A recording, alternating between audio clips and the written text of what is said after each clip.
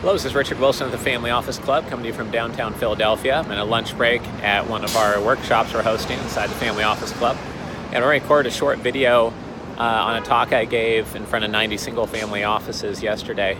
And it is that my clients are drowning in normal. They have average types of investment firms approaching them all the time with average structures, with normal fees, with average value offerings, normal deal origination processes, and they're looking for the anomaly. They're looking for the 3 standard deviations out that's hard to find, that's more direct, that's more efficient, that's more strategic, that's more value for them and their portfolio. So just encourage everyone who is looking to co-invest with other families, get superior deal flow for your family office, or get superior investor traction for your investment firm, to be not normal in a way that's very meaningful to the type of group you're trying to attract. I think it would help make the whole industry more efficient.